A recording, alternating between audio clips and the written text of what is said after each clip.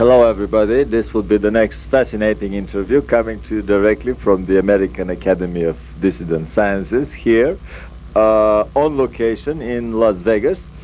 And we'll have the pleasure to present to you the incredible, the unbelievable Chan Johnson. Mr. Chan Johnson is a specialist, he's the wizard of... Yeah, sure. Actually, Chan is an unbelievable person.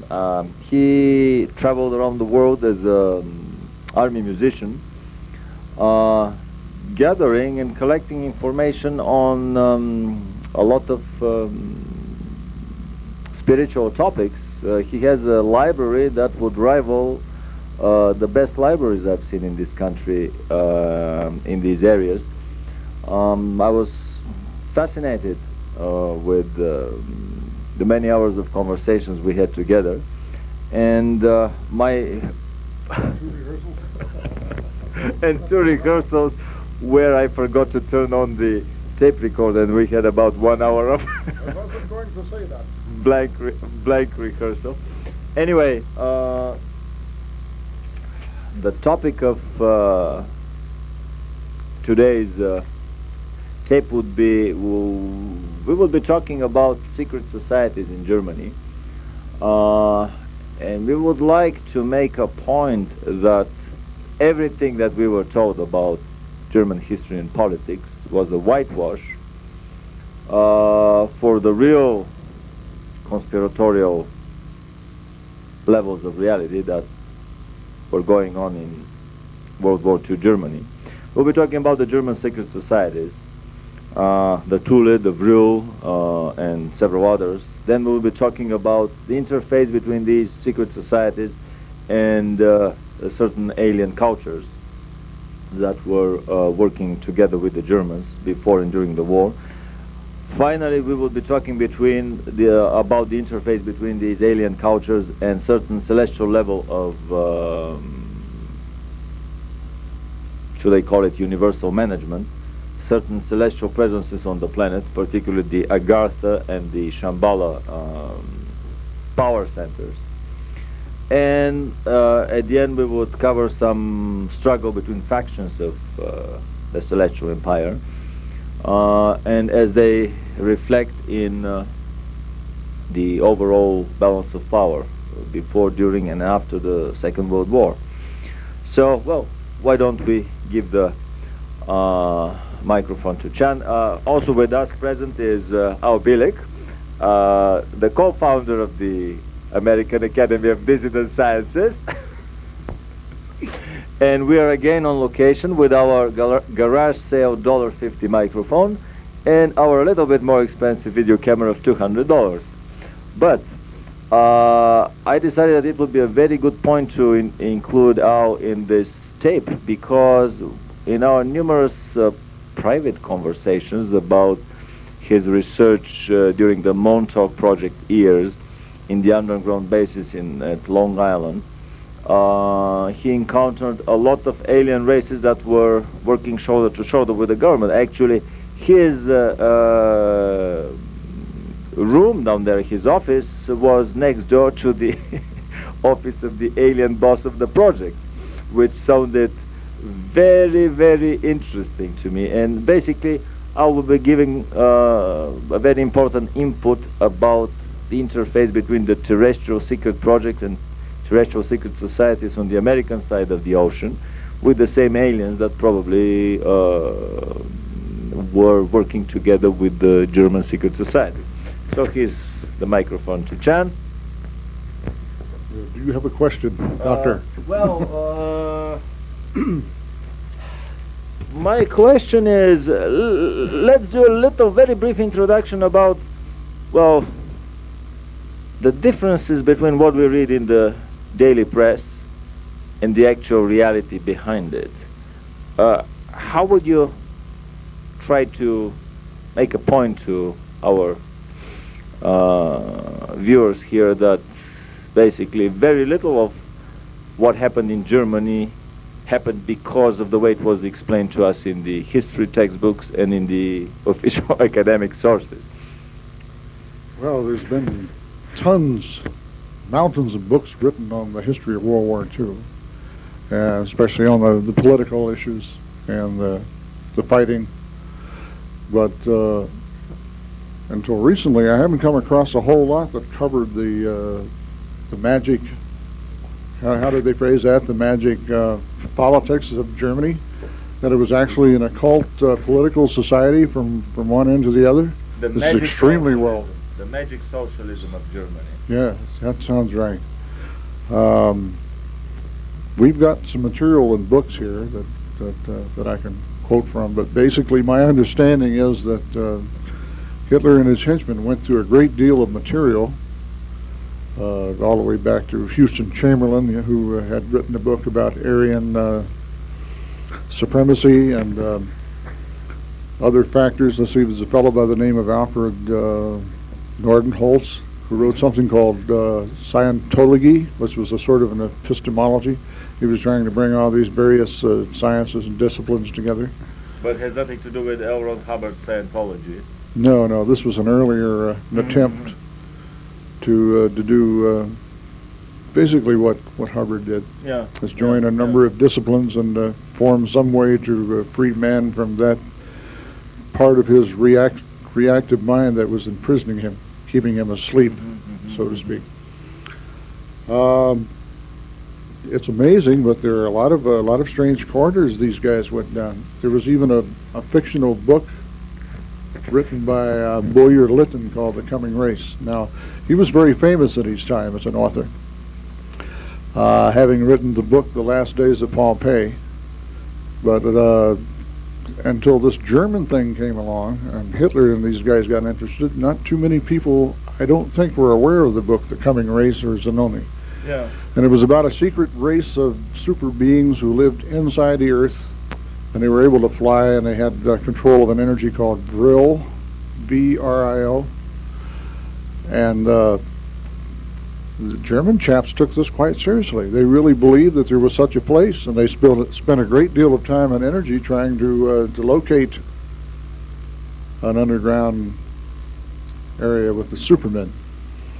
And that was one of the very important contributing factors to Hitler's fantastic socialism. How about the secret societies? I mean, stories that we have encountered about German secret societies. Different names. Well, there was programs. the Berlin Vril Society and the one in Bavaria, the Thule Gesellschaft, were two of the largest contributors, and I think they brought them together under one banner. What do you know about these societies? Only what I have read in this book. Yeah. I'll see if I can find it. Because, I mean, in my research of German flying dreadnoughts, I realized that the names they gave to their dreadnoughts are not coincidental. The small 30-feet diameter interceptor fighters were called Vril, which in ancient Germanic language means the life force. And even the sign, the one bolt, not the two lightning bolts of the SS, but the one lightning bolt underneath the craft, is the runic character for, again, the same life force. On the other hand, the larger craft that they built, the tank killers of the Haunibo type, had the electromagnetogravitic converters, the so-called tachyon drives.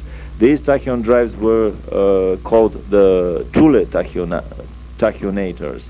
So we see that these secret names come interwoven even in the hardware, even in the most advanced hardware that was produced by the Third Reich. Well, the key to this whole thing is a gentleman by the name of Karl Haushofer. Mm-hmm.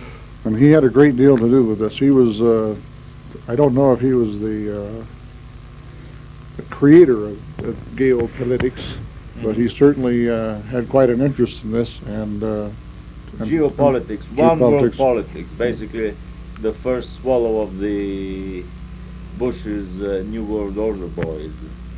Yes, well, he was also an initiate, and he was, according to this is by divulging the secret doctrine, Haushofer expanded Hitler's time consciousness and presented to him a global panorama of Earth evolution tracing the workings of the hierarchies of evil and illustrating the manner in which such powers have opposed the true developments of mankind at every stage in the evolution of human consciousness. Through such instruction, Haushofer awakened Hitler to the real motives of the Luciferic principle, which possessed him so that he could become the conscious vehicle of its evil intent in the 20th century.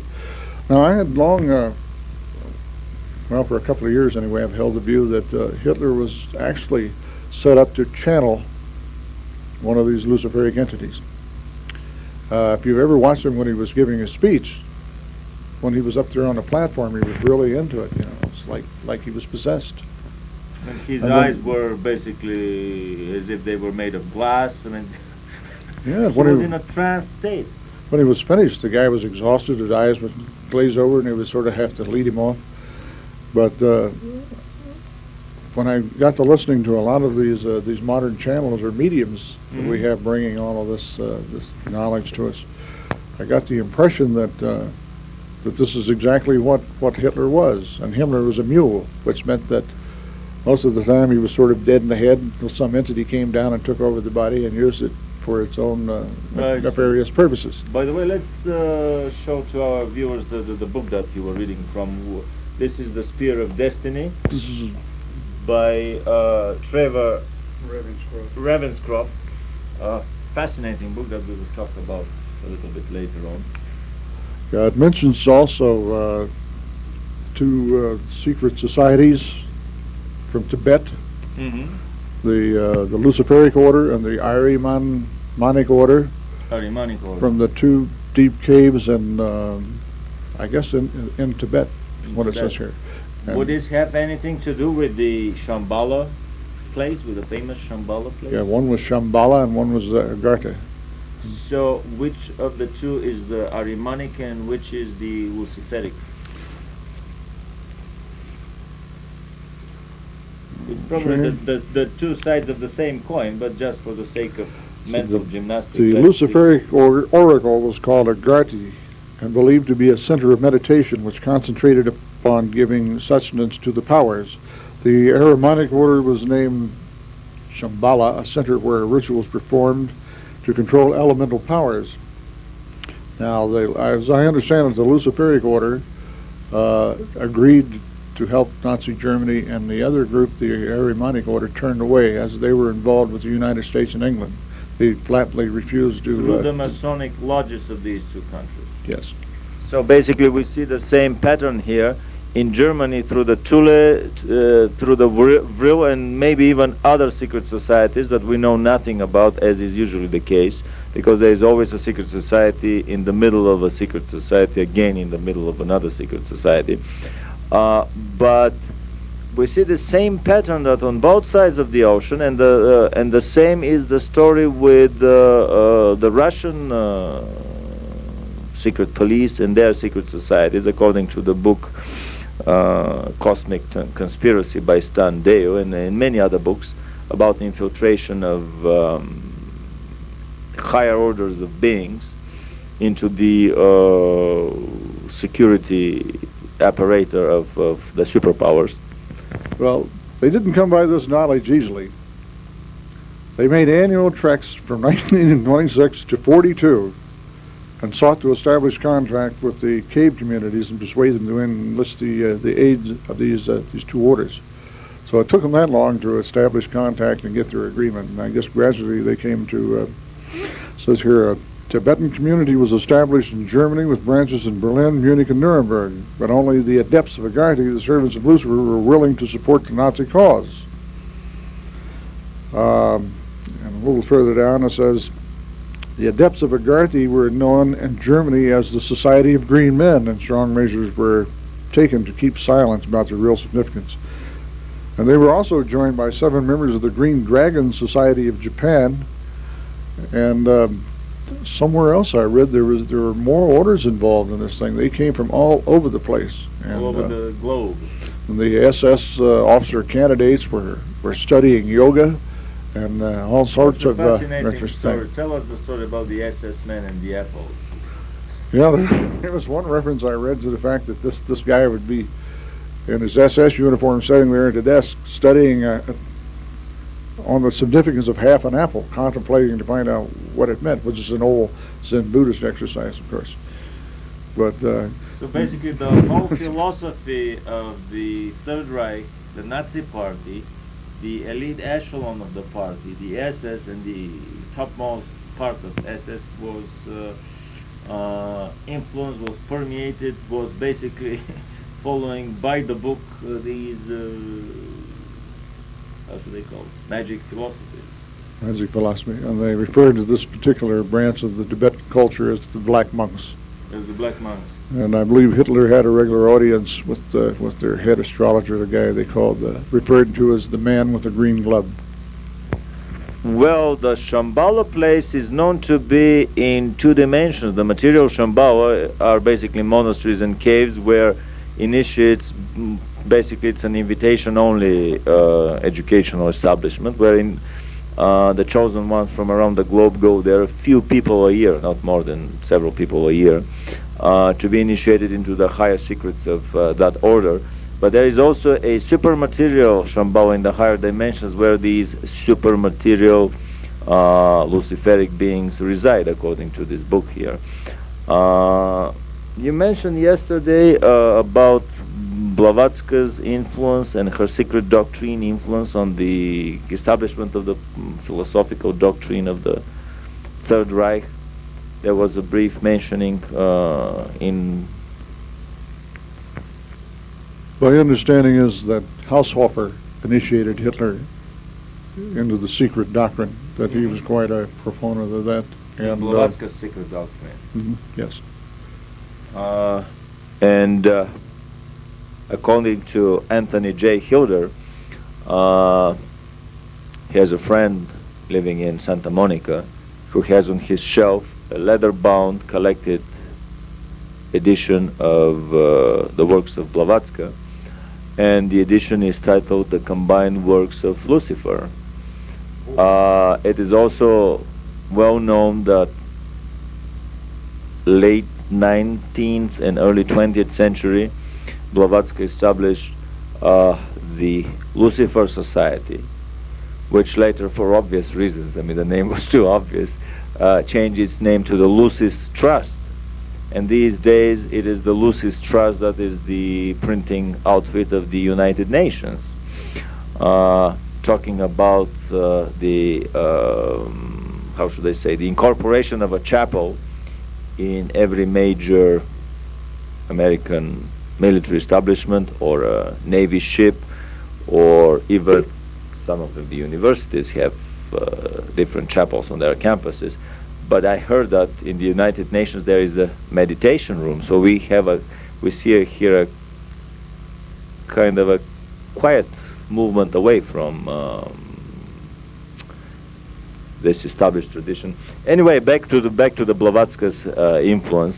It's very curious you mentioned that, because I noticed one day when I was out at Nellis Air Force Base Hospital, I was walking down the hall and I came across a room that said meditation room, and I was going, what the hell is that?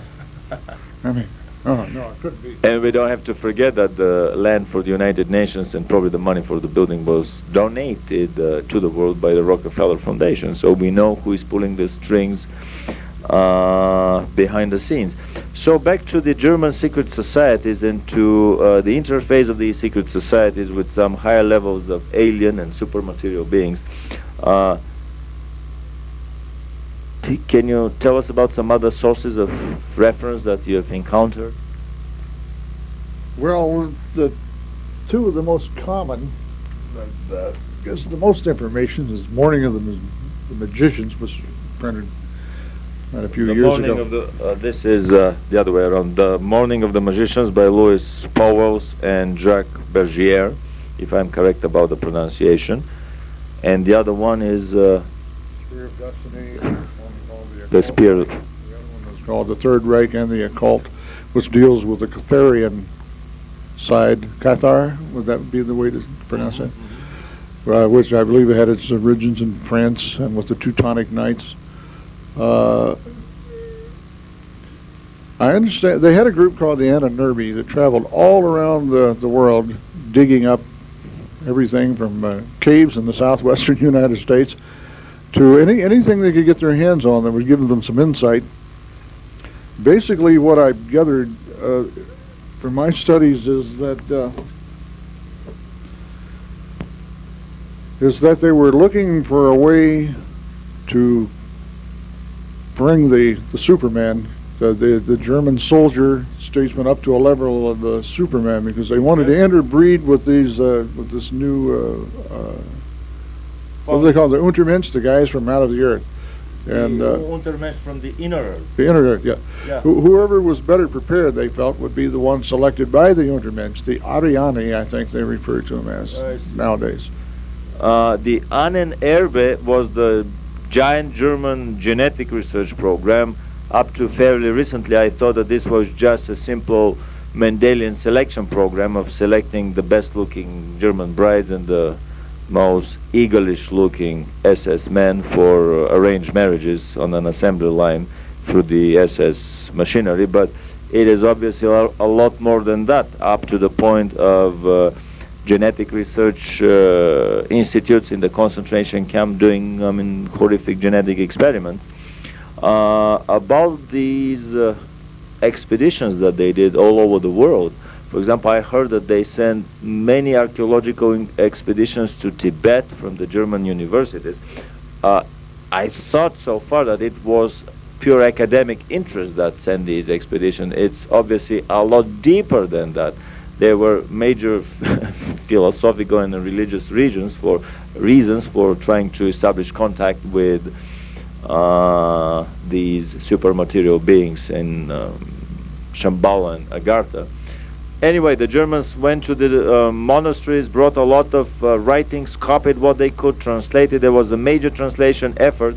Some of the propulsion drives for the German saucers, particularly the spinning mercury balls, I found to be the same as ones found in ancient Indian, basically the Mahabharata sources, the Vimanas of ancient India.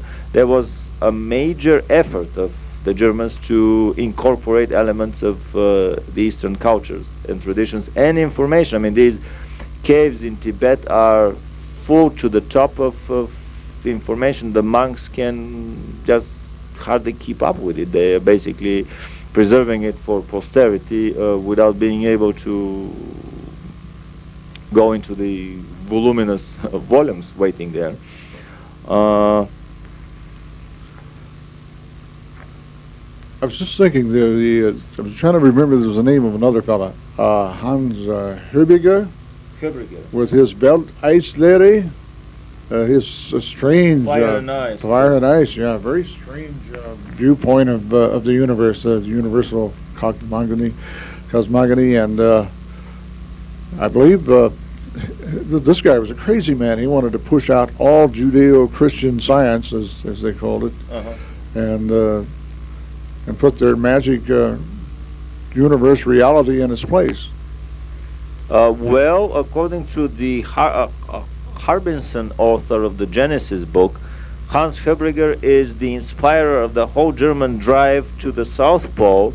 The fire and ice, the aurora borealis and the eternal ice of the South Pole would toughen the new soul of the new Supermensch. And this was one of the ideological underpinnings for their massive drive in 37, 38, when they started building their underground colony there. Well, now, where did Herbiger get this from? Did he channel this? Did this come to him? Was it divinely inspired? Because no idea. I get the impression the EBEs, the extra systemics, whatever we want to call them, they're giving us all this information now.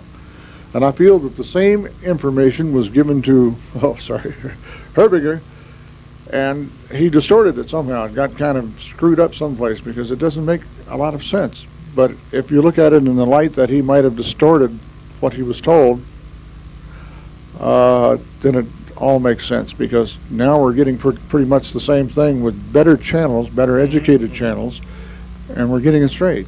I mean, it's just a downpouring of information. We can't assimilate it fast enough, the stuff that's coming in. Not only technological, but social sciences, spiritual sciences. It's amazing. This thing that Hitler wanted for the Germans is coming to pass. I mean, the Greys have been picking up all these people, right? Been doing biogenetic experiments with them. But they select the ones they want. And they're selected ahead. And according to several points of view, like from the Ashtar characters, the Sasani, now they claim, this guy over here, they claim that they are the human race 300 years in the future, that this is what we're going to look like. So I got to thinking the other day, maybe Hitler's dream has become realized. But they didn't pick just the Germans, they picked all over the globe, they picked the people they wanted. Well, probably the Germans were the small model for this genetic mutation. The 1,000-year Reich of Germany is probably the same thing as the 1,000 points of light George Bush was talking about in the New World Order.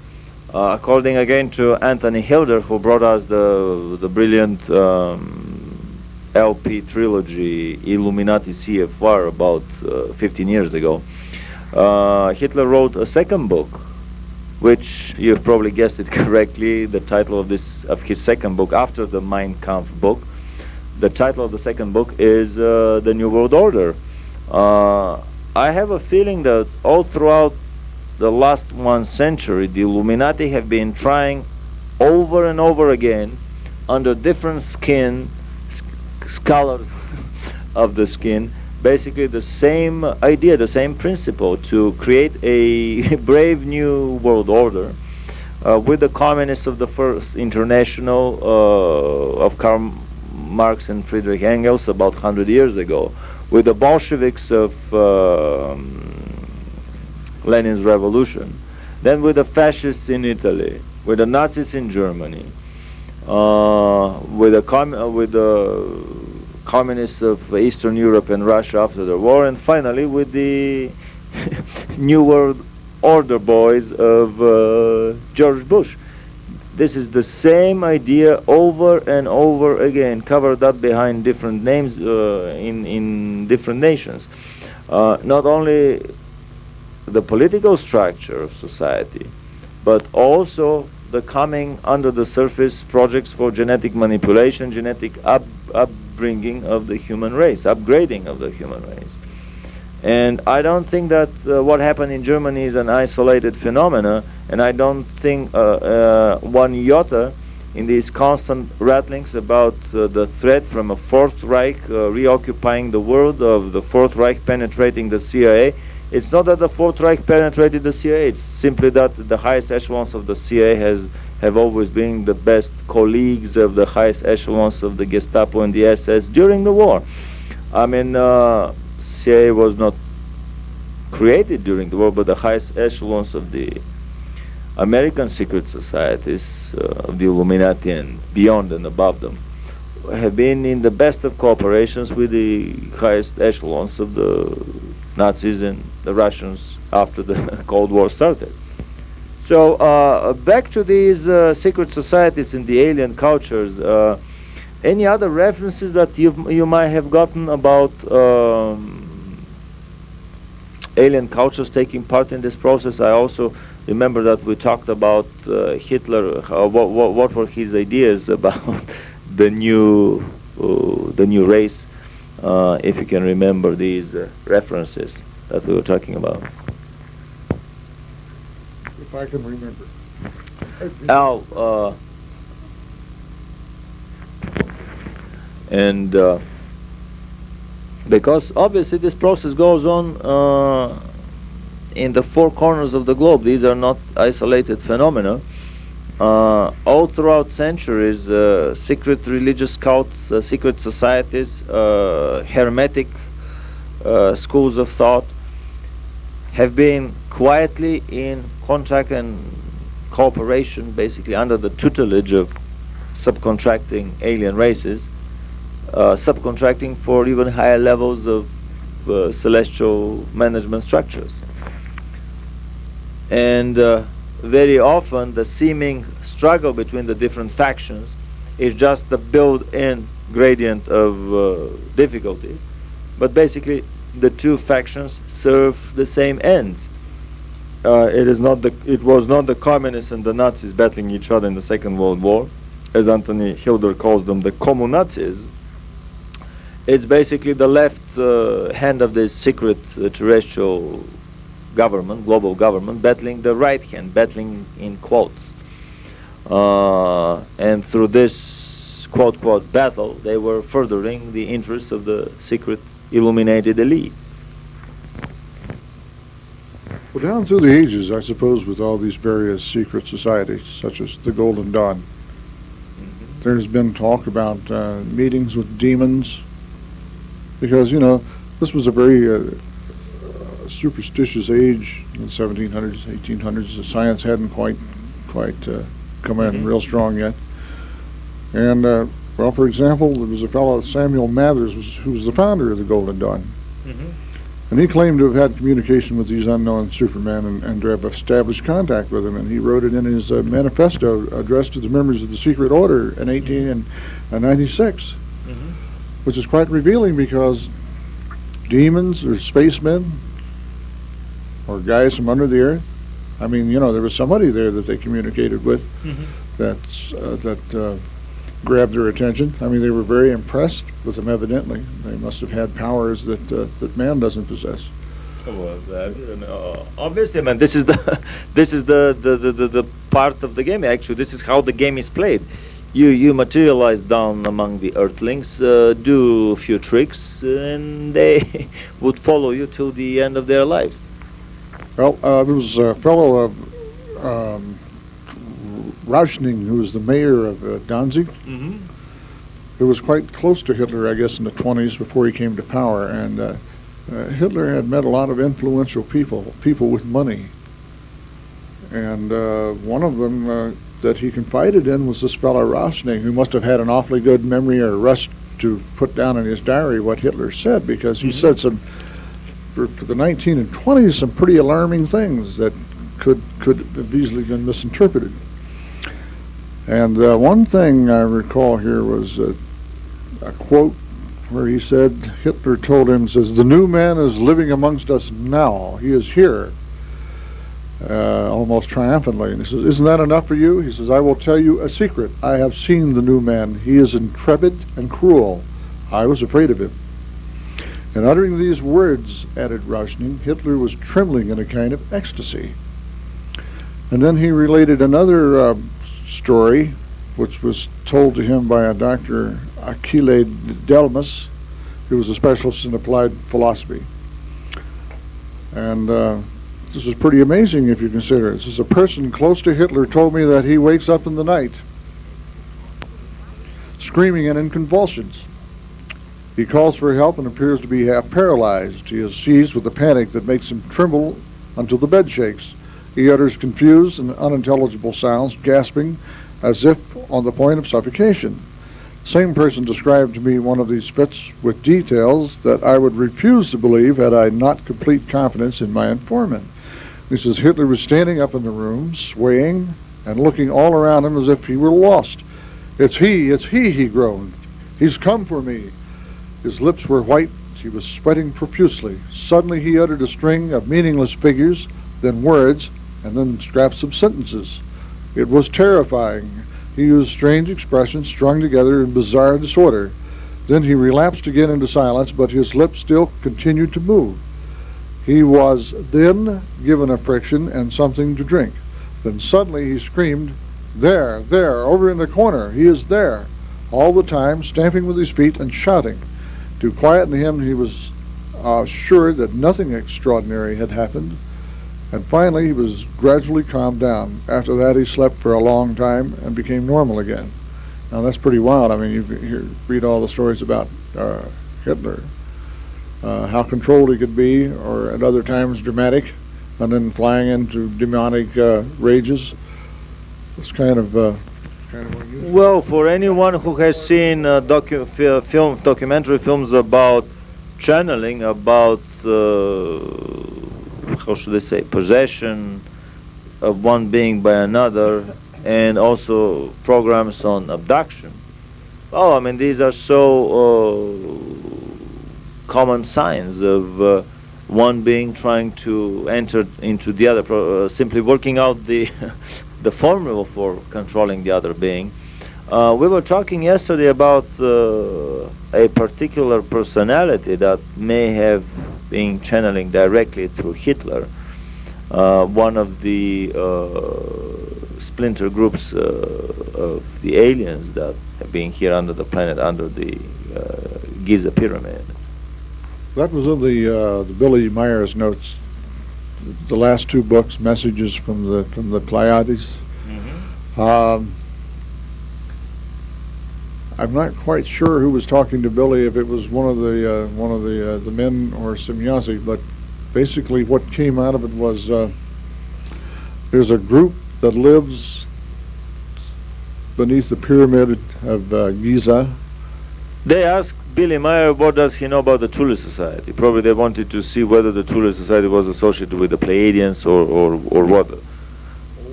Okay. And then the Pleiadeans started searching their databases, and they couldn't discover. They asked him for a particular name, I think. Ashtar. Yeah. Somebody had asked Billy to ask Semyazi who was Ashtar, because this Ashtar fella crept up through some channeling sessions.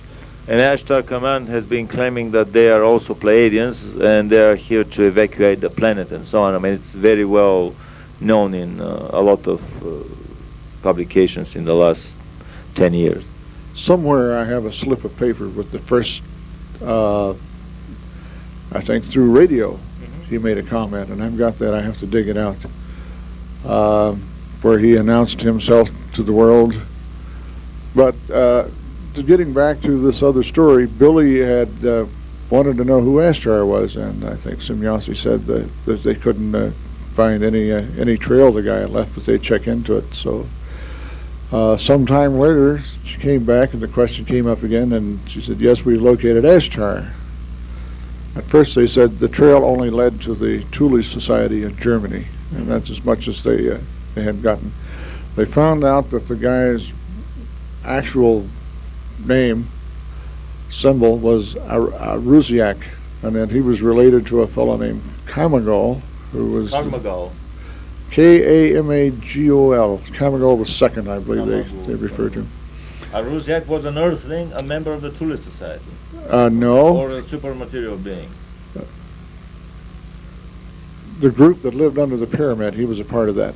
And he was a cousin to the leader, and evidently his project was Nazi Germany or something of this sort. He had a change of heart, and I guess he decided to pull away from that and form this group. And when he did, he took some of his cohorts with him, and he called himself Ashtar. The Ashtar Command.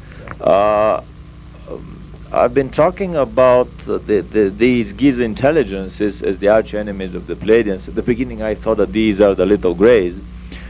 But it turns out that they themselves, the Giza Intelligences, are a faction of the Pleiadians that came here in the 30s, built or activated an ancient complex under the Cheops pyramid, and started influencing terrestrial history from there.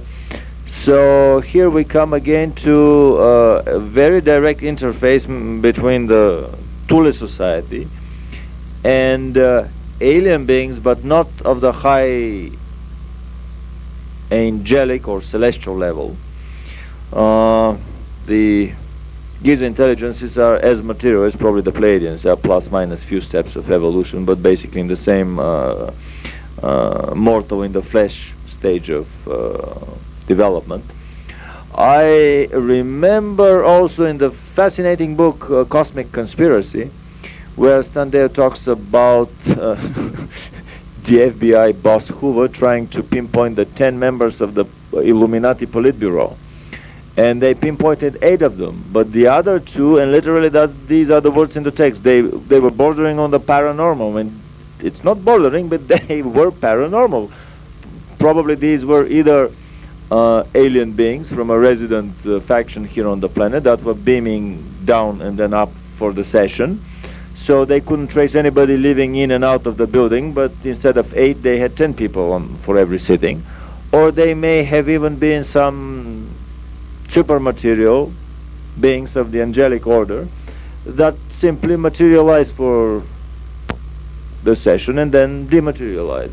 So, I mean, we see the same pattern over and over and over again. So back to Ashtar and to Aruziak and Kamago. What happened later? What happened? It gets a little confusing. I understand that the Pleiadeans, the White Brotherhood, had originally set up Hitler, and he had offered to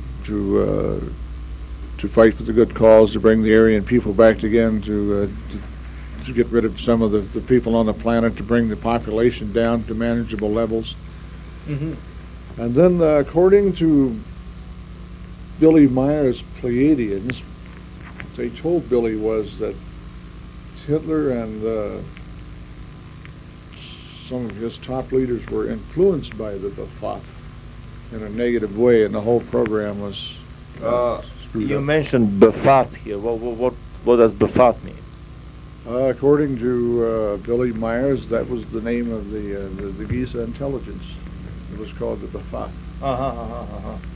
And the only reference I could find to that, there was an earlier group called the French BAABI or something like that, a group of people that came a long time ago from Proxima Centauri. They had splintered off of their planet. Planetary culture, no longer believing in the aims and goals of that culture. And they came to Mars and had sexual intercourse with some little mongoloid-looking creatures there. And they became the later Tibetans. They settled in Tibet and in Lebanon. And these were possibly, one faction of the Nephilim. But they said they've been around here for a long time, trying to influence the leaders of men. And it sounds similar to the B'Phath, but I don't know if it's the same groups or not. But they seem to have similar intents. And you mentioned Antarctica. There's another thing that popped up in the book by Elizabeth Clara. Mm-hmm. What is it? Beyond the Light Barrier. Beyond the Light Barrier. Yeah, they claim that they had originally lived on Earth, on the Antarctic continent, before it froze over. When you said they, who are these they? These were the people from Alpha Centauri. Yeah, the Alpha Centauri. And they've been visiting here in recent times, and they're sort of like, they look very much like us. And some of them are tall and blonde and Nordic and Aryan looking in appearance. And they claim that they had an ancient base down there where the Germans discovered the Schirmacher Seengruppe, the colored lakes. The Schirmacher Lakes in Neuschwabenland in Antarctica, south of South Africa, present-day South Africa. And then during the Antarctic expedition of 37 and 38, that's exactly where the flying boats landed and found that tunnel in the ground and the caves under the earth. There was a fissure, and they lowered a guy down in a boatswain's chair with a camera, the photographer from the expedition. And I guess he didn't have a flash, but he was trying to take pictures. But I assumed that later on they went back and went into those caves. I mean, it was just too good an opportunity to pass up, to explore, to see what was down there. Hitler and his followers had a kind of an interest in a place where they could get away from it all and do their own thing without neighboring countries prying into their business. And they had selected Antarctica because it was totally isolated, difficult to get into. And I think from that film, that Navy film on one of your tapes, it's about Antarctica. Yeah, one of the tapes, basically, is it a Nazi colony on the South Pole of 2 million people called New Berlin, or is it the Hollow Earth people flying their saucers from the South Pole? We have this official Navy documentary, 1-hour documentary in color about Admiral Byrd's expedition to the South Pole, where they discovered the never-freezing lakes that nobody of us has been told in school, mountains of coal that would immediately solve, according to the text in the film, the energy problem for the next several centuries. And many other interesting things that are visible in the film. I was amazed when I watched that film. I mean, here we are in this DC-3, looking out the window, flying over the Antarctic, and there's ice and snow everywhere. And then you come to this one area, it kind of creeps up on the edge of the film. It's chocolate brown in color, mountains with lakes, And they said it was 300 miles square. I mean, how could have anybody have missed that before? I mean, he had flown down there before, you know, over the South Pole. Oh, I mean, Admiral Byrd was 2 times before the Second World War, in the late 20s, then the late 30s in 37, and then when he went down chasing the Germans, he went for the 3rd time in 47. I want to make a little remark here about the German fascinations with the 2 polarities of our planet, the 2 polar regions. A story that I heard, and I repeat again, a lot of these things are either quotations from books that, well, we cannot verify because we've never been there at these places, or just anthropological collections of rumors and stories. But the story that I heard about the Thule, where did the name Thule came from? I mean, the Thule is also that city in Greenland called Thule. The story is that there was a civilization in Greenland long time ago, before Greenland fell under the ice. Tall, blonde, blue-eyed Nordic type people that later on moved up north, further up north, and eventually went into the inner earth. People that were racially, well, brothers to the Germans, but because of their much faster advancement in the inner earth, the Germans felt kind of a longing to reunite with their more advanced brothers and basically to shortcut the evolutionary process. So in the late 30s they equipped a special submarine, according to information from a psychic that I have, that I've been talking to. And the submarine reached the opening of the inner earth, on the sea opening to the inner earth, and they started, well, digging in, but they encountered a very strong cross current. Didn't want to submerge, not knowing what the depth was, and eventually they realized that they cannot proceed anymore. Possibly these are strong energy fields that guard the openings of the inner earth.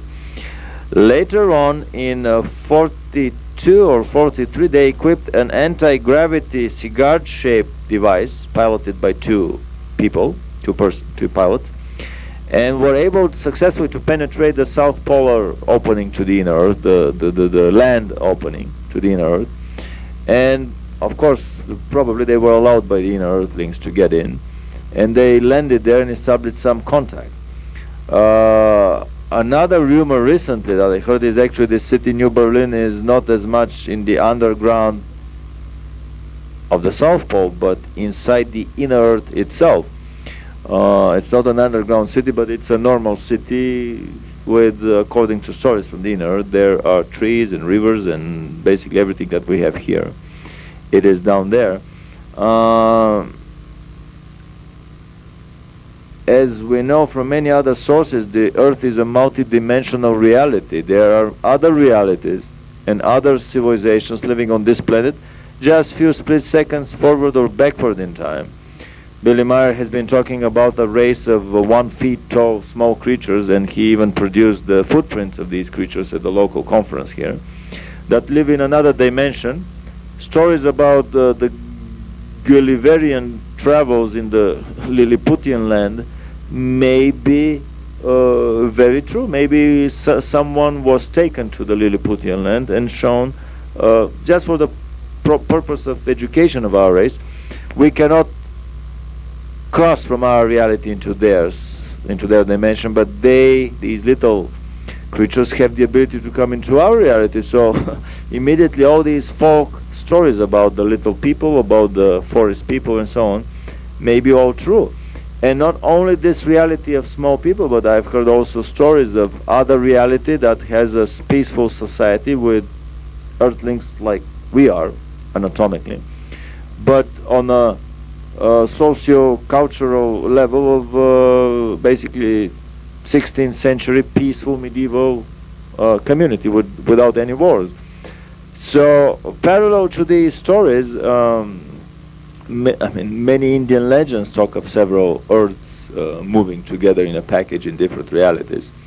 The WASPI Bible talks about the multiple Jehovian realities of existence above the surface of the Earth. Maybe in analogy to that, there are other realities below the surface of the Earth in different vibrations.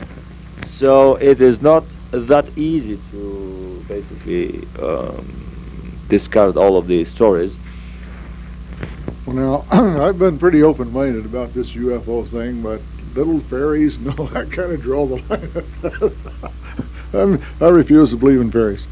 I read parts of Jacques Vallée's book, Dimensions, and that certainly was an interesting viewpoint about that. There may be something to it. There was supposed to have been a race of dwarves that lived under England that created these.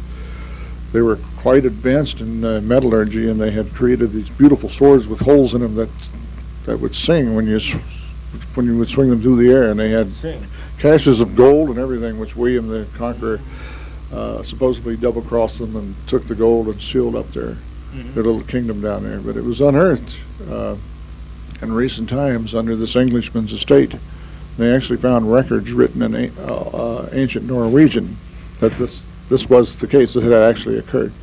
Well, I talking to a psychic about a year ago. I asked her how many intelligent races or civilizations or groups, I mean types of beings, do live in our solar system, on the 12 planets of our solar system. I know from other sources that all of them, and probably most, if not all of the moons, are populated, including bases on Mercury. The polar regions of Mercury are not that hot at all. Even our government has a base there. And I was told that there are 1,200 different types of intelligent beings living in the solar system, which puts way above, I mean, even the wildest imagination and all the crazy stories that we can put together, from tabloids, from the folklore. Even they won't be enough to foot the bill. So probably the universal reality is way more complex than we can even imagine. Anyway, let's go back to the interface between, I mean, back to the magic of socialism. Al, I would like to give us some thought from your kind of an engineering background about, have you had any stories of contacts between the Germans and some alien races?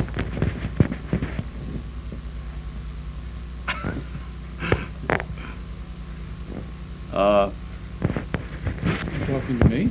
Yeah. He was meditating. He wasn't sleeping. Yeah. Meditating. Give us a quick overlook of everything that we talked about until this time. Basically, what are your feelings on that? Well, I agree with you about the German societies, the secretness of the German Nazi society, the fact that it was magically based in many respects, that the entire SS operation was a religious order, really, rather than a military order. They had ranks within it, which were actually positions in terms of a religious hierarchy, and they used those ranks to determine the levels of people in terms of their positions, however they determined them. It was not a political disposition in the SS. It was religious metaphysical. And this fact has been lost to historians almost entirely. Trevor Ravenscroft is one of the few in recent years who has come up with the correct analysis on this. Of course, he was English, and his background is very curious. He met, during the period prior to World War II, the man who had been Hitler's right-hand man advisor up until the time when this other gentleman, whose name now escapes me, decided that he had had enough of Hitler and his regime and knew where it was going and wanted out, and fled to England before the war started. After the war was over and Hitler was allegedly dead, he and Ravenscroft met, and he said, "Someday I will tell you the real story of the Third Reich." And Ravenscroft, of course, was very interested. But he did not get anything more than little pieces and anecdotes from this man throughout the years, until the time when this man, who had been Hitler's right-hand man, decided things had changed in world history, and would now be the time to tell the story. This is supposedly the Walter Johannes Stein was the guy. Walter Stein, yes. He says to Mr. Ravenscroft, "Okay, now's the time. I'm going to tell you the whole story." And 3 days later, he dropped dead of a heart attack before he ever uttered a single word, other than the notes which Ravenscroft had mentally made over the years of talking with this man, which was sort of beating around the bush of the subject, and he never got to the heart of it. So it's very interesting that there were a few people who knew the real facts inside as to what was going on in the Third Reich. Among other people who knew the facts, of course, was Winston Churchill, who had his own battery of astrologers, if you will, who was trying to outmaneuver Hitler because Hitler made all of his moves based on astrology. And this was another interesting point in that there was a psychological, an astrological war going on as well as a military war. So this is astrological socialism on top of Right. socialism. Right. I'm sure none of the foot soldiers knew anything about what was going on. But Herr Himmler undoubtedly did and was right in the middle of it.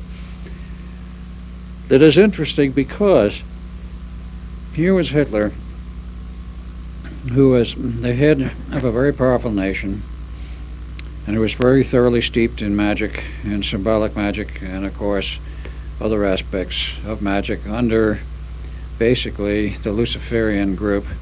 And here he was fighting another group, his arch enemies, of course, being, as he called it, the Jewish group. He never said the Jewish people, but the Jewish hierarchy, the Zionists, really. And they, of course, had come under the sway long ago, if you look at this from a magical viewpoint, under the sway of Ahriman and the Ahrimanic order. So we had two groups, the Luciferic and the Ahrimanic, literally fighting a war on the physical level here on Earth as we know it. And these two groups were manipulating vast, powerful operations. And they were conducting their own operations at another level, in another area, if you will. Another reality might be the right term, but certainly not at the physical level so far as they, the leaders, were concerned. The Luciferic and the Ahrimanic orders of beings, these are supermaterial, Yes. basically angelic level beings with spirit bodies, energy bodies that do not live in our dimension. They can materialize in our reality, but normally they reside elsewhere. So in order to better interface with the material beings of our reality, these spiritual beings will very often subcontract other alien races that are also material but are higher developed than we are and can more easily contact with the spiritual beings. So that's why we always have this pyramid of celestial beings on the top, regardless of whether they are Luciferian or Trinitarian or Ahrimanic Or whatever. Then the subcontracting levels, multi-tiered levons of aliens of different levels of development. And finally, there are the secret societies on Earth. Down at the bottom of the pyramid, so to speak. Absolutely to the bottom of the pyramid. And then under them, of course, the grounded Earth, where all of the foot soldiers, the warriors, and the war makers, and the munitions makers, and the politicians, and everyone else fight it out. There was a Canadian fellow a few years ago that mentioned who the two races were in conflict. One was called the Psychians, that came from a star system called On. Mm-hmm. I can't remember the guy's name, but he said he had an actual, wasn't an out-of-the-body thing, but he had actually was taken to the realms of the blonde Psychians. And the other group, the evil group, the negative group, service to self, came from Ursa Major, and they had a base or something in Draco, Draconis. Yeah, it's not too far from here, and they have a temporary base in the system on or near Pluto. And he even gave the names for the two different groups. Boy, I'll have to dig out that reference. I thought the writing, I didn't like the writing style, so I kind of doubted the story, but it's interesting that he did mention the two groups were manipulating the groups here, or augmenting them, or something of the sort, but they have been in conflict. Now, as the Tunguska story came about in this way, according to this fellow, the dark forces were on their way in here into the heart Chakra, which would be above the Gobi Desert, with an armada, and they were going to invade Earth. Was it around 1908 that this thing hit? 1906. June 30th. Yeah. And it gets really wild now. There was a Japanese prince. I guess the Japanese were in on this thing, who were representing the blonde guys, the Psychians on Earth. And he was in a small scout craft, and he was on his way out through the vortex when he saw this big mother of a ship coming in through the vortex. So he did what any red-blooded Japanese samurai warrior would do. He ran his ship straight into the engine in the center and blew it up. The big ship. The big ship. So it came down. So the big fat mama crashed. Well, it wandered around for a while. It drifted around, trying to regain height so it could go back out the vortex and warn the rest of the invasion fleet to book up that there was trouble brewing or something. And it wandered erratically, and it was seen by the natives and recorded, evidently. And finally, when they couldn't raise it anymore, I guess they had a bunch of guys asleep in there that were still in stasis. Anyway, when they couldn't raise the ship, they decided to abandon it, and they blew it up over Tunguska. And this was what the Tunguska explosion supposedly was all about. Now, where did all these souls go, I wonder, from this group, from Ursa Major, these warlike, bellicose beings? I wonder if they ended up in the area of Japan and Germany. Well, the later invaders, because, listen, Nazi Germany should have never have happened.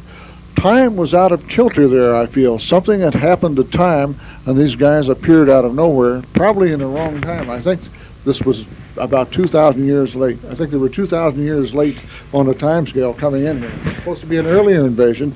Instead, they ended up in the 19th century and got things all screwed up.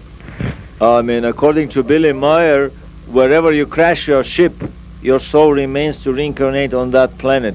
You won't be moved through the back circuits, to the back tunnels of the supermaterial universe back to your original soul. I mean, or if you remain in another time zone, then you have to reincarnate in that time zone if your ship crashes there. So if aliens crash on our planet or are expelled from the ships as basically convicts in Australia, on a prison planet, their souls cannot return and reincarnate on their original planet or on another planet by choice. They remain on our planet. I mean, that's well known from many other sources. The implants given them. Not only the implants, no. The soul universe operates under these principles. On whatever planet you are, you recycle on that planet. They won't take you for a ride to another planet. It's not built into that universe. You can do that only by ship basically in the body form. What I mean is, if Orion warriors are sent to this planet for a mission, and should their ship get blown up and their souls unable to escape back to their own place in the actuality of the universal quadrant, wherever they came from, they are implanted so that they're born into bodies here. They won't give the secret away. The secret must be maintained. These godlings are playing chess with man. The one inviolate law that must never be broken is the law of confusion, that we don't find out. Because if we're pieces in the game and we find out, then we can become players. Absolutely. I have a question for Al here. Al, in your works on the Philadelphia Project and the Montauk Project and many other secret projects on Long Island and in the secret base there, I mean, there were many Germans that were working with you. Did you ever did you have any gut feeling about these goings on in Nazi Germany? I mean, all this occult stuff, and we were talking yesterday here with Chan that when the Nuremberg guys realized really what the Third Reich was about, I mean, they were so appalled that none of this was entered into the paperwork. I mean, all this occult and psychic and astrological and perverse face of the Third Reich disappeared. Chan was saying yesterday that the Eagle's Nest villa of Hitler, when they entered there, they found paintings that would make you vomit. I mean, these were paintings of every imaginable sexual act with everything imaginable and unimaginable that moves on this planet. I wouldn't be amazed if there were paintings of other perversities, even of satanic type, because my practice has taught me that very often such sexual perversions very often gravitate toward ritual ceremonies and little by little sacrifices of a more and more serious nature. So how were the German scientists behaving? Did you notice any longing in them for secret rituals and stuff while they were working on the project? No, I never saw anything like that or sensed anything like that. The man who headed up the Phoenix Project, Dr. Hermann C. Untermann, was a very rigid, straight type German, and he escaped from Germany in 1938 because he couldn't take the Nazi order. After he graduated from the university in 36 and had his PhD in physics, he was inducted, you might say, into the Nazi order. He didn't say no. You don't really say no in those days in Germany. They said, we want you in the party, and you're a member of the Nazi party now, and you say, yes, sir. And he did, and after a year and a half of it, he had enough. He wanted out, and he was smuggled out of Nazi Germany under the noses of the hierarchy by, of all people, my father, who was apparently developing some expertise in the way of smuggling out German scientists, mostly Jewish. Untermann, I believe, was not. And your father was the major paper clipper in this country. He was. He was the man who smuggled out 9 Jewish and German scientists from Nazi Germany into the United States via the company store, meaning not the CIA company, but literally the company store which the family owned, which was the I can remember the name of it now. It's only a family name. They smuggled them in through a very interesting artifice of the old shipping crates, which were used in those days on the ocean liners, usually 12 feet square, a 12-foot cube, and it was large enough you could put a false room in it, provide light, air, water, food, facilities that were necessary, and air hole, if you will, an air tube to the outside of this cube, and the person would be put in there and nailed inside of it and would ride across the Atlantic on an ocean liner with this particular cube. They'd be very careful to put on top, not on the bottom. And when he arrived in New York, at the ship side, the dock side, the crate would be transferred to the family store and be uncrated inside the store. Oh, fascinating. I mean, we had full verification of this. And this man then, or whoever it was, would be then transferred to the family mansion on Long Island and West Islip. And the company store, Arnold Constable and Company, was used for this process on a regular basis. And the story was among the family that ADL, Anti-Defamation League, had an office on the top floor of this store in Brooklyn. So they were involved with this thing, yet my father was not Jewish in any way. The Defamation League was on the top floor of your father's store? And on the top floor of the family department store, Arnold and Constable.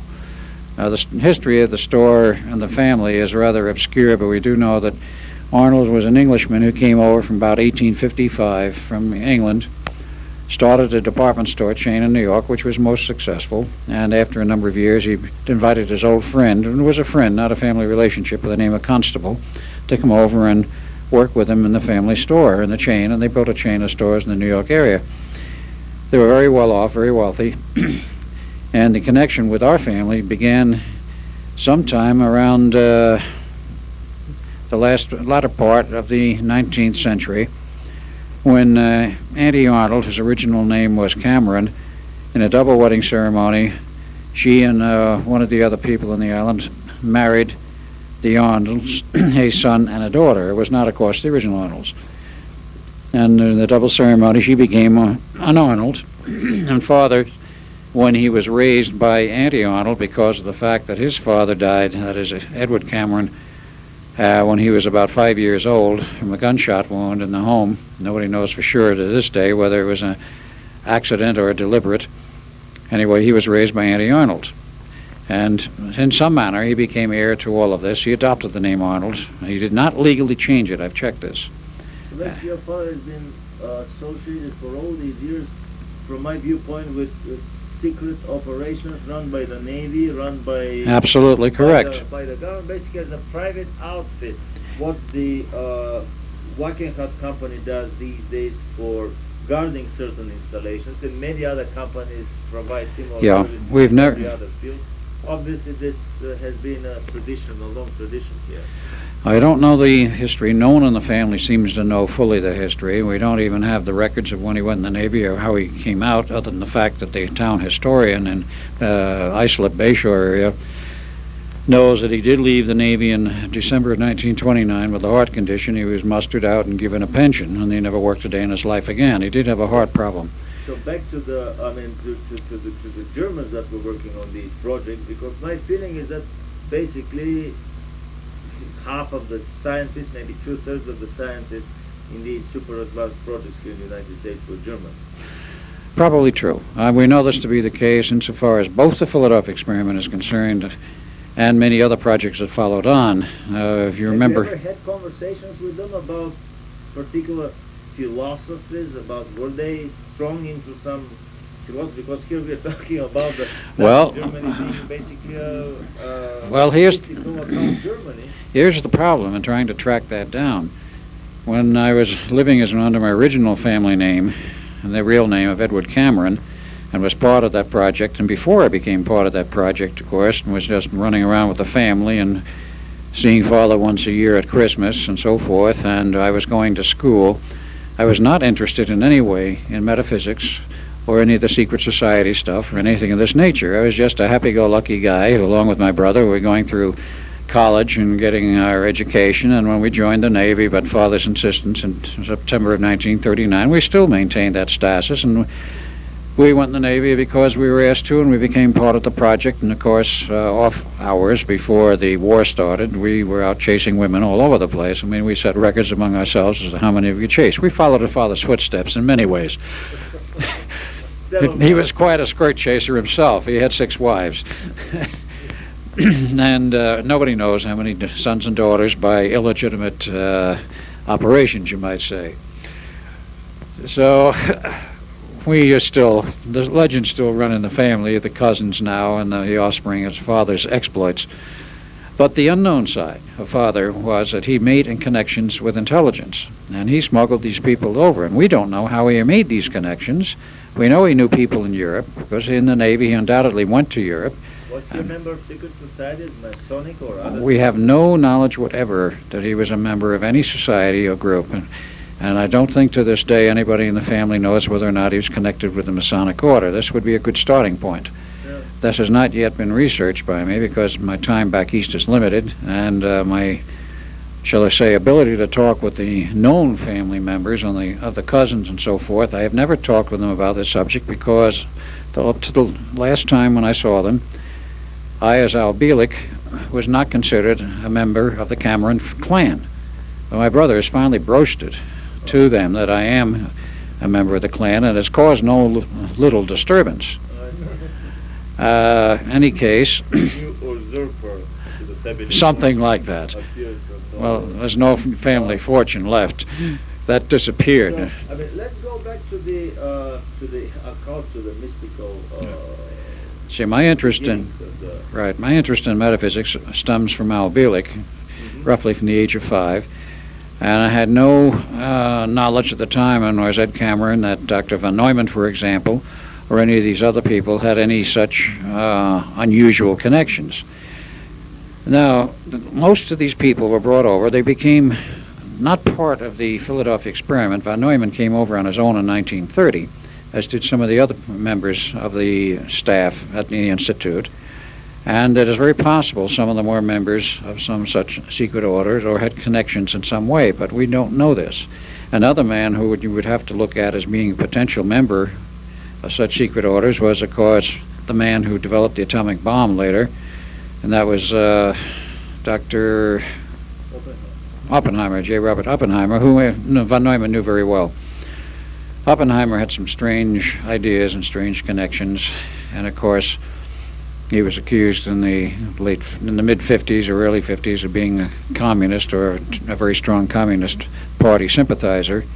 Without getting into the politics here, he undoubtedly had some strange connections in Germany, because he is also from Germany and left there and came to the United States about 1930, as did a whole group. Well, what the connections were here, I never had an interest in. And this is the problem, trying to trace it now. I know that there is a large group of German scientists connected with the Philadelphia experiment, not the later ones brought over by Father, but the earlier ones that came over, and Unterman was not even connected with the Philadelphia experiment because he was not a citizen. Unterman, right. Yeah. He was here in those years, a new Father, knew him quite well. But those who became part of the project were already here. They either were normal Americans by birth, or they were naturalized citizens like Tesla, much further back, or von Neumann, who was a naturalized citizen also. And these people became part of the project. Their history, I don't know, but it was mostly Germans. It's quite correct.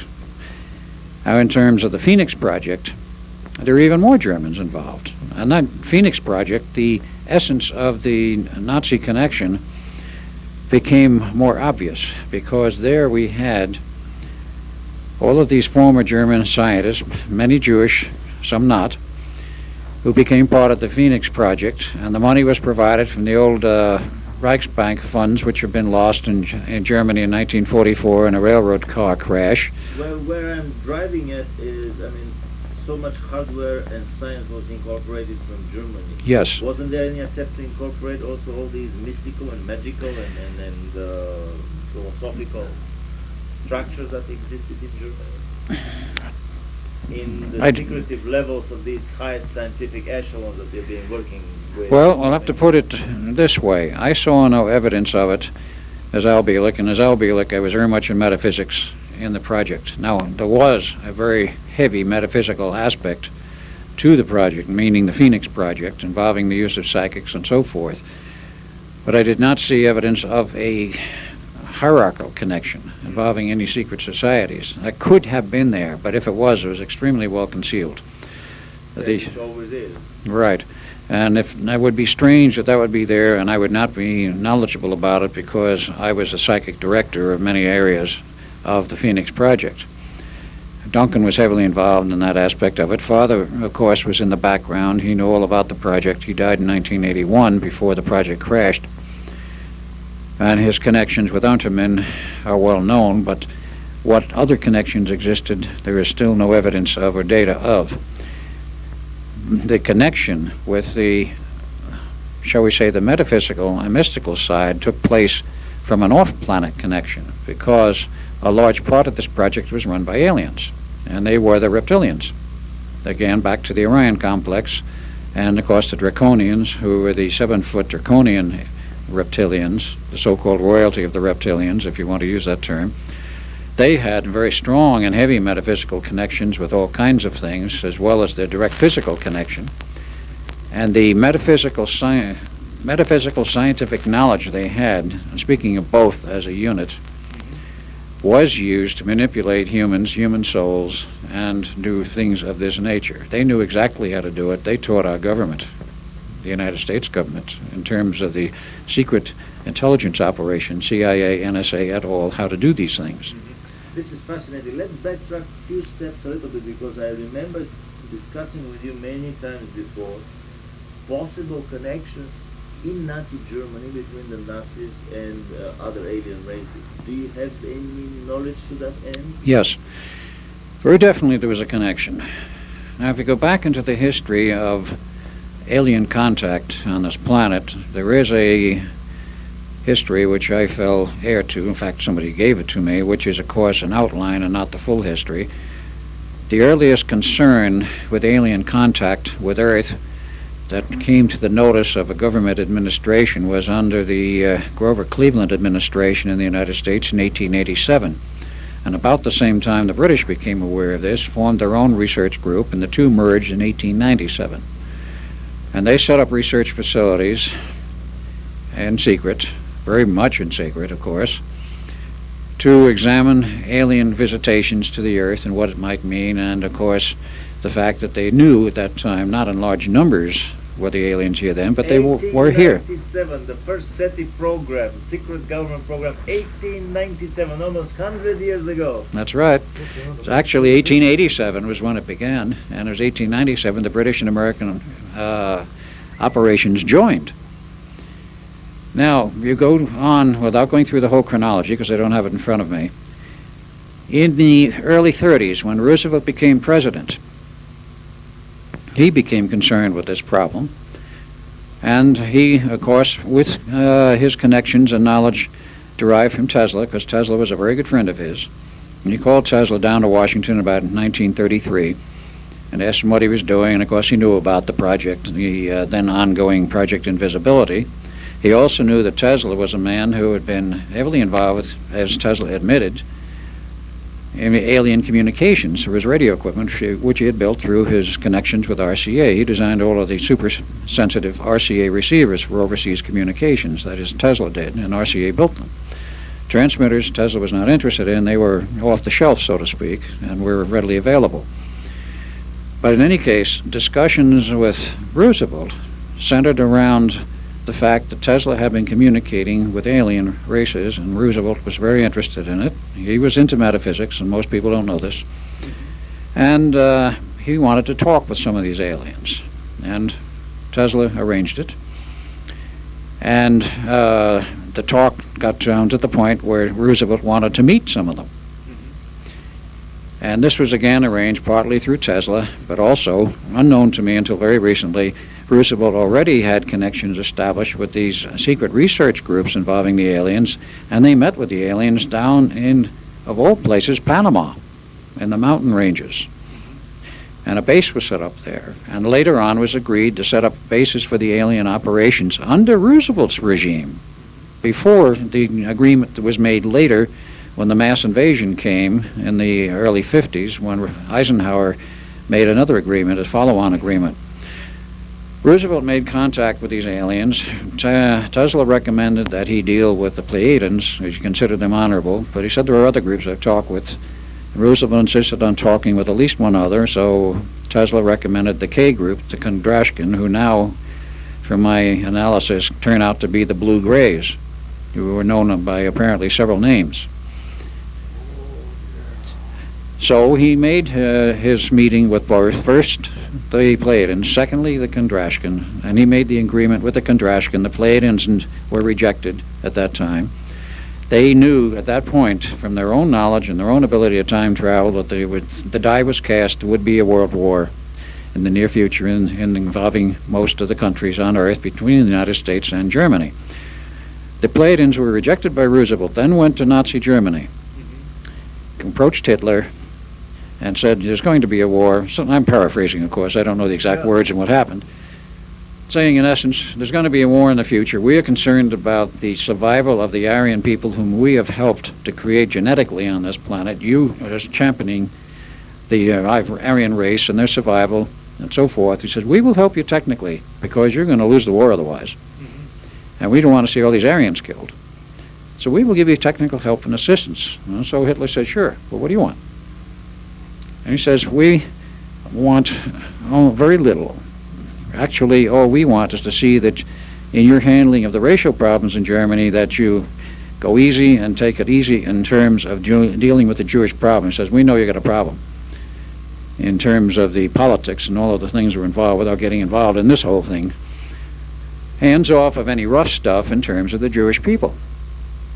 Hitler, Eva Braun, and Himmler all agreed, and there was originally a three-part agreement just for those three and, of course, the Pleiadians. So the Pleiadians arranged to crash a ship, which was done in the Bavarian Mountains in late 1935. And it was intended. It was an engineered crash. The ship was loaded with technology. And the object was that they would come in and they would crash very lightly, so to speak. They crashed a little more heavily than they intended, and they killed the crew. But of course, in the case of the Pleiadians, that's no problem because they were able to resurrect themselves and, you might say, be reborn into another body created out of essence of what they had, crystals and so forth, which was all arranged in advance in case of an accident. The Pleiadians go on in a new body, which is an exact duplicate of the old, and the soul moves into the new body. In any case, they gave all this technology to Hitler. One wonders why he suddenly sprang up with so many new weapons, circular foil aircraft, and they were working on in the late 30s.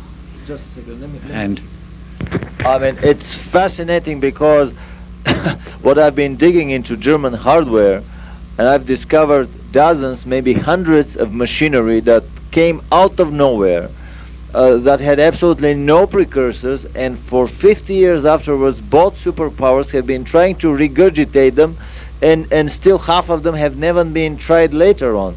I mean, this Aurora space shuttle, the new Aurora craft, is a regurgitation of a design by Zanger Brent from 1929.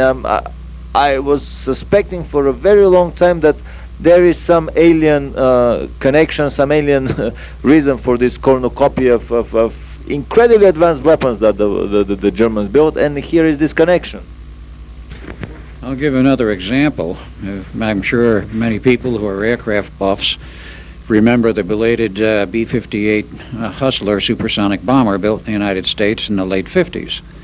That aircraft, so far as I can determine, is an exact replica of what the Germans were ready to put in production in July of 1945. It was to be a long-range supersonic bomber which could fly nonstop from Germany to New York and drop the new super bomb, which they were in the process of developing, which they expected to be ready by Christmas of 45. A super bomb implosion type, the size of a pineapple, which could wipe out all of New York City, obviously beyond even a hydrogen bomb. That's probably an This was never, it was probably an antimatter bomb and was never built. Other earlier bombs were built by the Nazis. They did have atomic bombs, and they were of a very unique design also. How I happen to know this, I'm not going to go into, because I'm sure certain government agencies would be very curious, and of course they may already know how I know, because as Edward Cameron I learned these things, being as I was working at Los Alamos for 3 years, 44 to 47. But the Germans were way ahead of us. They had the atomic bomb, they never used it. Hitler was not the beast which some people made him out to be. I'm not saying he was an angel, but he did have some sense of proportion and reality. He refused to use the super weapon, except as a last resort, and he never did use it even in the last resort. And there were other things he refused to do. But they had these aircraft. They had jet aircraft long before the West knew what a jet engine was. They had flying jet fighters in 1940, long before the British started to develop a jet engine in July 39. Okay, I'm corrected. They had a jet engine long before Mr. Whipple in Britain knew what a jet engine was. They probably captured one, or had plans for it and tried to replicate it and couldn't, because the British designs during World War II were very faulty. It was the Americans who finally made a jet engine work right after Germany collapsed. In fact, as were the American designs for the nuclear bomb, and the rumors right. that the two Japanese bombs were actually captured German devices. That was. I do believe they were, and Oppenheimer himself was heard to quote, and was quoted in certain German publications much later out of Canada, that the bombs we dropped on Japan were not built in the United States. We did make a genuine test in Trinity in 1945, and there were earlier tests. There were 3 earlier ones, one of which was successful, the Port Chicago explosion of July 17th, 1944, devastating, and 2 earlier duds, to my knowledge. The Trinity explosion in July, from that point, which was July 17th, I believe, in 1945, to the time when they dropped 2 atomic bombs on Japan, is rather hard to explain how, from an engineering test, they suddenly had full-blown bombs, casings, and everything all put together ready to drop on Japan in such a short period of time. So back to the alien connection with the Germans and their, I mean, it was the Pleiadeans at the beginning. What happened at the end of the war? What happened at the end of the war, actually before the end of the war, for whatever reasons, the Pleiadians who were supporting Hitler pulled out about 1941. And they said, we're not supporting you anymore. I only know this from indirect sources. The reasons I've never heard.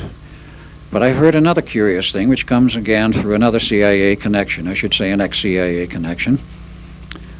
This person was talking, I will not name him either, to avoid embarrassment. This person was talking with some German prisoners of war after the war was over, and he learned something very interesting. That there were Greys, as we call them today, working with Hitler in the period of World War II in Nazi Germany.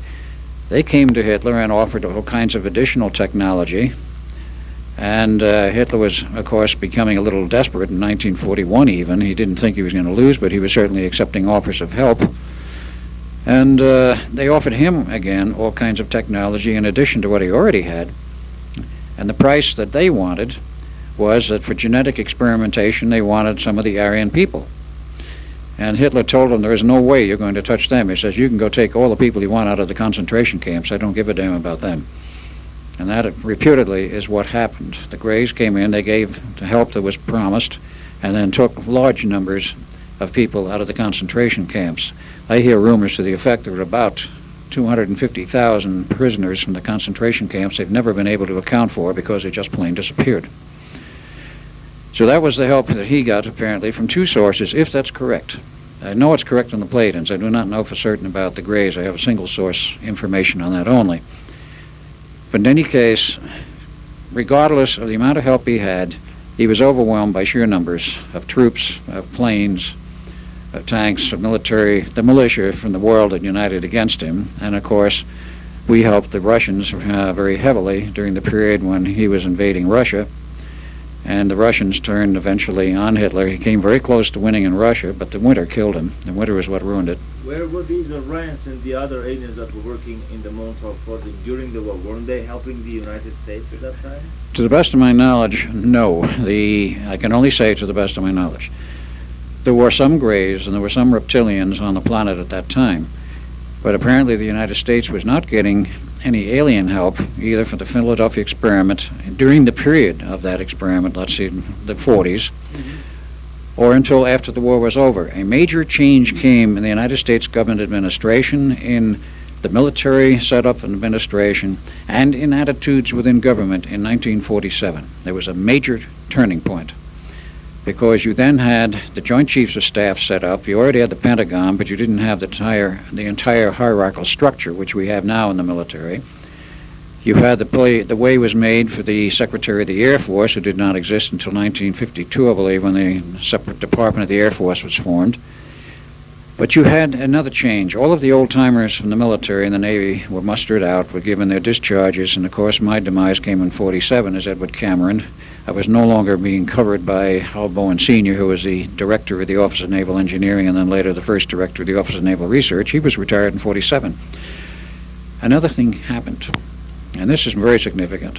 Up to that point, officers in the military, if they knew certain things too much about what they had learned in the process of the war, were perhaps brainwashed at various times. These techniques were used.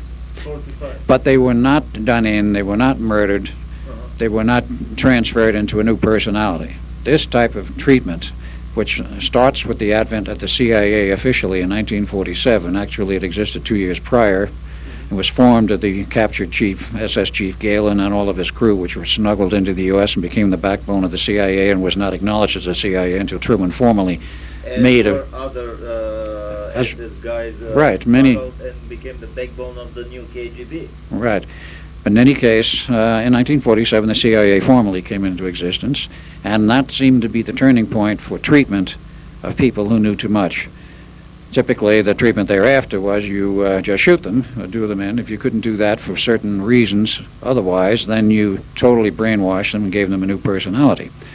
This type of treatment has persisted to this day. But up to that point, there did not seem to be a massive influx of aliens. And the point here is, it was in 47 where they started coming in large numbers. All of your alien references for crashed UFOs, aliens were seen, start in 47, in July, in New Mexico at all. I won't go into the history because it's fairly well known. But then came the big invasion in 52, 53, due to the rift set up in space-time by the Philadelphia Phoenix Project lockup, and the large numbers came in, huge ships. Which quite probably was engineered by the Luciferian Empire without ever telling the government what the Luciferian level of conspiracy. It was totally engineered by the aliens from the 83 end, and without perhaps telling our government what they were trying to do, because soon as that event was closed, in the sense that Duncan and myself returned to the Eldridge, then the orders went through people who didn't like what was going on and had sort of disconnected themselves from the Luciferian or whatever connections, set in motion the plan to destroy the Montauk operation, and it was destroyed the night of 12 August 1983. There were aliens in there, large numbers of them, They were largely the reptilian types, which you can equate, of course, to the Luciferian connection, if you wish.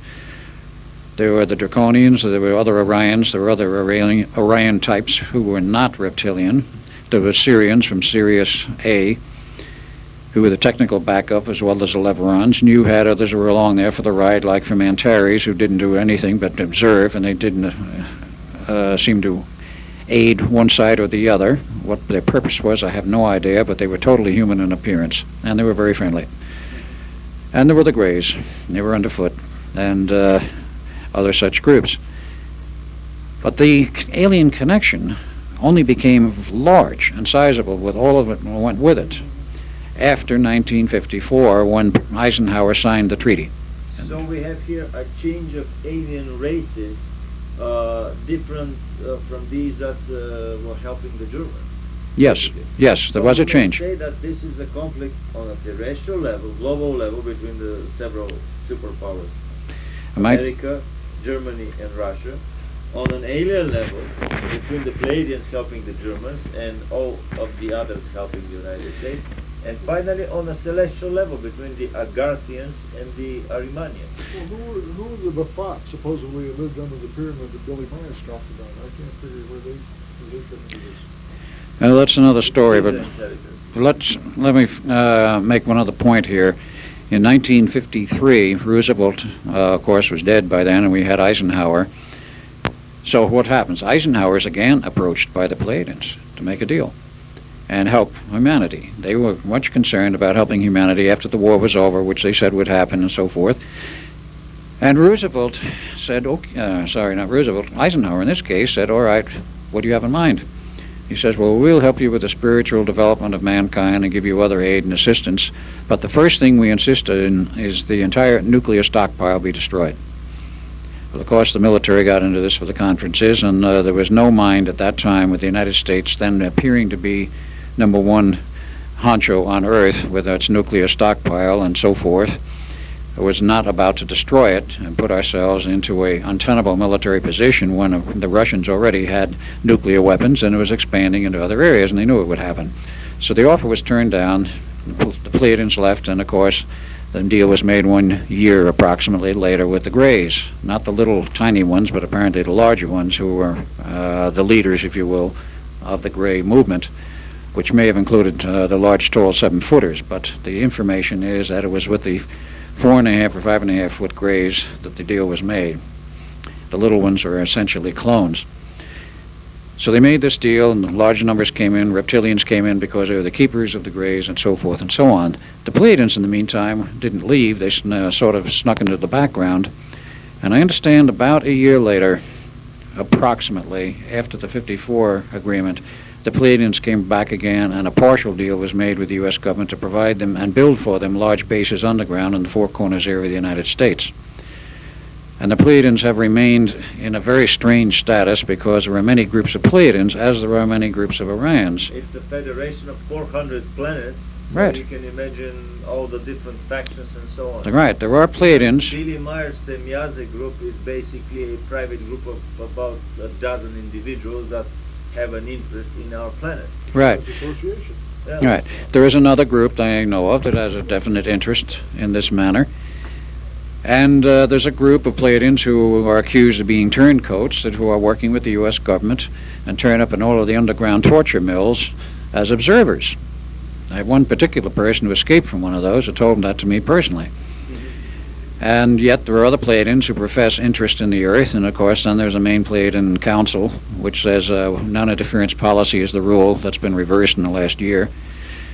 But here you have this other side of it. You do have a good side. You do have those who seem to be willing to try and help humanity, but you have a free-for-all going on above us right now, and this is the real problem right at this moment.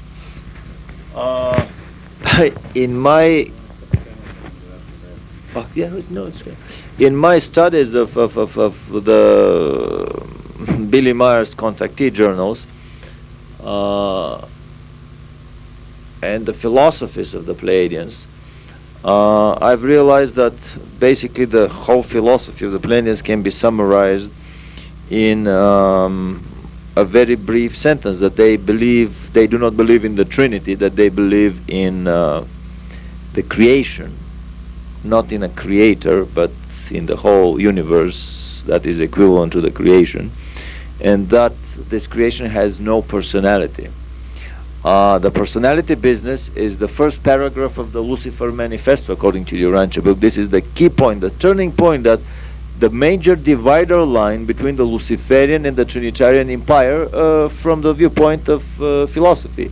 Is there a personality to the mainframe in the center of the whole universe, or is it a black box that keeps the universe running but without any personality? Anyway, the comparison of the Urantia book and the Chronicles of Billy Meyer is telling me that basically the Pleiadians share a philosophy that is Luciferian, in the sense that they do not believe in the personality of the Father. They are very advanced socially and spiritually and morally, at least the faction that contacts Billy Meyer, and way more advanced than the Little Greys, according to the party line revelations here. But still we see the same Luciferian approach, that it is the left hand and the right hand as if battling each other, but basically both of them serve the same purpose. You have the evil Little Greys, or these are the most evil of them, and the spiritually advanced Pleiadians, but they both serve the same Luciferian end. So regardless of whichever of these two races wins, it would be always and always a battle for a winner for the Luciferian forces. I mean, it's fascinating. No matter how often we talk about these topics, every time something new comes around. So, Chan, back to this Giza Intelligences under the Giza Pyramid, and one of the persons that was, in your opinion, probably being channeled by Hitler himself. You mentioned something to that end yesterday. I'm beginning to wonder about all of this. The Giza Intelligence supposedly were descendants of the Lord Jehovah, and they have been with us all along down through the ages, living in various points under the earth. What was the name of the person that was in? There was a fellow called Kamagol II. Who was the latest leader in a long succession, whom supposedly the Pleiadeans told Billy Myers that they took off the planet in 1975 and killed, so they were left without a leader. They killed Kamagol? Yes. Why did they do that? Because he was responsible for having put poisoned insects in the trees, trying to kill Billy Myers, and they considered this, the Pleiadians considered this interfering, so they took him off the planet and killed him, leaving him leaderless. I don't know what they look like, what their body types are, or anything else. I assume that they're human. Reinhold Schmidt had a run-in with him, and he was taken down there, and he said the way he described them, it looked like Scientology Sea Org members that you see on the streets of L.A., you know, white shirts, dark ties, and dark blue wrinkled trousers and so on.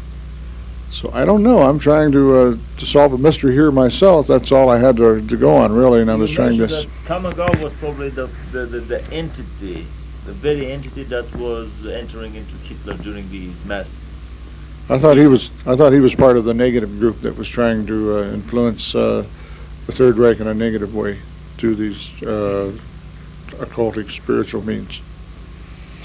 But now I've got all this new data here I'm wrestling with, trying to figure out where it fits in.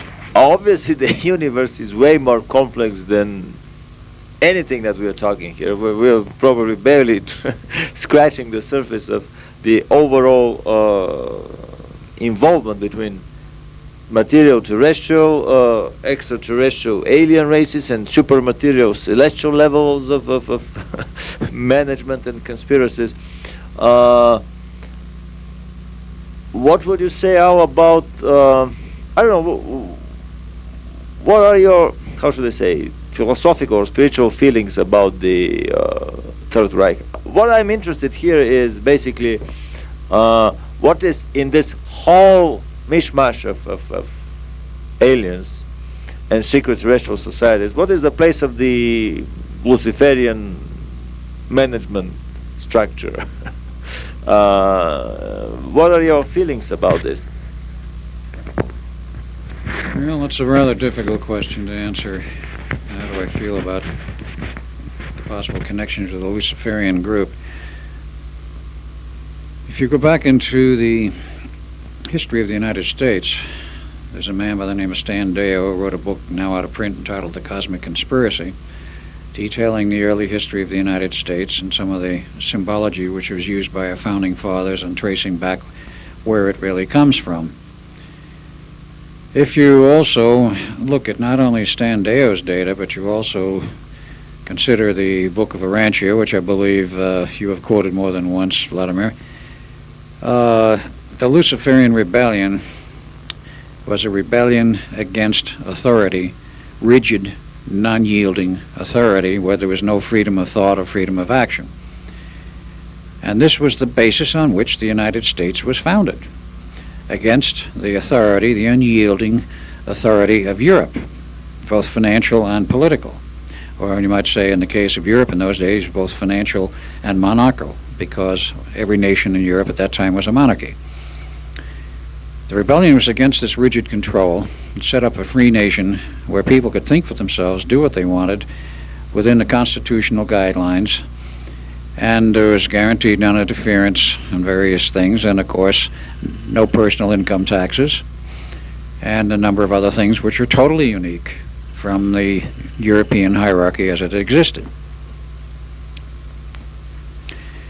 Now, looking at this, everything which constituted the United States Constitution and the Founding Fathers' ideas and beliefs and what we did in this country, the connections with the Masonic Order, which was heavily involved with the Founding Fathers, they founded a nation which was constitutionally free, and it would appear that the whole thing was based on Luciferian principles, which no religious person in their right mind, calling himself a Christian, wants to hear about. That basically that the whole American nation was based on Luciferian principles? Yes, the whole American nation was based on Luciferian principles, and I'm sure every Christian will jump down my throat for saying it. But this is the problem. Like Nazi Germany, while Hitler was guaranteeing the German people guns and butter and pulling them out of a terrible depression which had been fomented upon them by the bankers and the people who helped cause Germany to lose World War I when they had been winning it. Nevertheless, they did lose World War I in the final analysis, and of course the peace treaty that was forced upon them caused great trouble for the German people in the period of the 20s. And of course, historically, the Bolsheviks, the communists, were trying to overrule and override Germany and convert it to another Bolshevik nation, and Hitler came into power promising the people he would stop and destroy the Bolsheviks and restore the economy of Germany, which he did. To the German people, for the most part, he was a hero. To those who were in the banking business and opposed Hitler's concepts, of course, he was a terrible demagogue and a liar, a charlatan, and of course a beast. Hitler's primary purpose, from what I have been able to gather, and people have spent decades studying the history of what he did, was to throw out the Zionist banking systems, the Rothschilds, the Rockefellers, out of Germany and eventually out of Europe. Now, he made some very strange deals, of course, with certain people who backed him financially. He had to have financial backing. And some of it came out of New York from the very companies and groups which he professed to fight. And he never once, when he had the opportunity, assassinated a Rothschild. In fact, they were given very special treatment by the SS and sent back to their native lands, which is very curious for a man who was out supposedly to destroy all the Jews. It also should be noted that he was a lifelong vegetarian, which might have led him into some of his psychic problems at a later date. But the whole thrust of the nation was to rid Europe of the control of these bankers who had literally destroyed most of Europe in terms of taking it over financially and putting everybody under their noose, under their heel, however you wish to express it, because the banking families of Europe owned all of Europe. They owned it lock, stock, and barrel, and Hitler said he was going to break this. So you have to look at it from a different perspective than what you may have been taught in the history books and by the popular press and those groups who champion the Jewish cause and say, of course, that Hitler was a terrible monster who was out to destroy all the Jews. He was not. Throughout his entire administration and throughout the war, Jewish people were maintained in his administration who were Semitic Jews, racial Jews, as distinct from the Khazar Jews. This is a point which is not easy to take, and many people do not like to look at, but it is a fact. Hitler's argument was with the establishment of his time, which he was fighting. He eventually lost because their power was far greater than his, and basically. And of course, at the same time, you had the internal psychic war going on between Hitler's group and the Aramanic group, which he was fighting on the physical level, and perhaps also at the spiritual level. There's one other point one should make. If Hitler was such a monster and such a terrible man, why is it that, number one, he never had a bodyguard anywhere he went in Germany, unlike most of our presidents since World War II, who have numbers of Secret Service bodyguards, and never go anywhere without them. Hitler went everywhere without a bodyguard, without any military guards of any kind. And furthermore, when he went to the various places, the children loved him. Now, don't ask me to explain how that is if he was such a beast, because children have a very high order sensitivity, which is destroyed usually at a later age, and they know when a person is good or evil. And the children used to go up to Hitler, and they loved him. So one has to take another look, another perspective as to what was meant and what the entire fight in Nazi Germany, the Third Reich, was really all about. Yes, there were many excesses and many things were wrong, but if you look at American history in terms of the wars, the Korean War, Vietnam War, and others, there were some terrible excesses on the part of our military. So, I mean, there was nothing peculiar to the Reich, the Third Reich, or the German regime at that time. All the military groups, when they become involved in a war, engage in excesses because it becomes psychologically an end in itself, and the war fever overtakes an individual's proper judgment, aside from orders that are given. I know of cases of people who became so lustful during the war they took joy in killing and went out and did just that for its own sake. It always happens. This happens in every nation with every military group. I want to make a little remark here. The wars of gods and men, I mean, listening to all these stories, I mean, it's so fascinating on how many levels the universe is interwoven, and how flat and plain is the rendition of terrestrial events in the official media and press. Not much different from the rendition of the world happenings in the centrally controlled, tightly controlled Russian media during Brezhnev and Stalin times. It's not much different. What I would like to briefly comment here is that I've been fascinated very much with the Luciferian rebellion, because in my opinion this is the single most important turning point in our terrestrial history, at least in the last 250,000 years. I mean, according to your Rancher book, it happened 250,000 years ago. And things go slow in the Trinitarian Empire. A day on paradise is as 1,000 years here on earth. So basically, since Christ, only 2 days have passed on paradise. The rebellion is slowly unfolding. Earth is in from a Trinitarian perspective in an isolated domain of space of this part of the galaxy.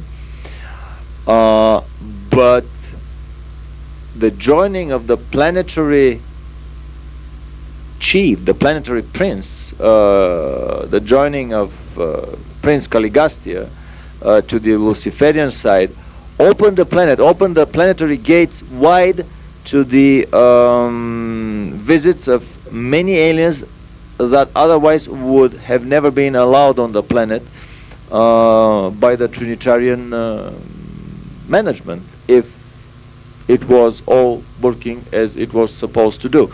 I'm not passing judgment here on any side, because the universe is so way more complex and sophisticated than we can even imagine. I'm just trying to explain and to put the things into a proper perspective. And for 250,000 years, the Luciferian Empire has been attempting to outperform the Trinity technology-wise in transportation and communication and the creation of life. In the first two, I think they've been vastly successful, if what the Urantia book is telling us is true.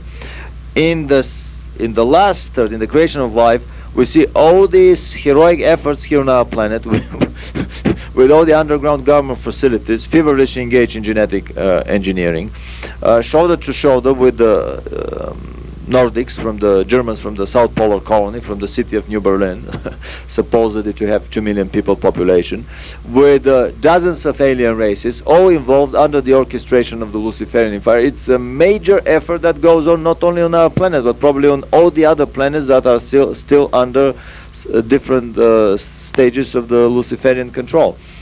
I've always had a suspicion that the tall, blonde, Nordic type beings that are observed in many little grey abduction scenarios,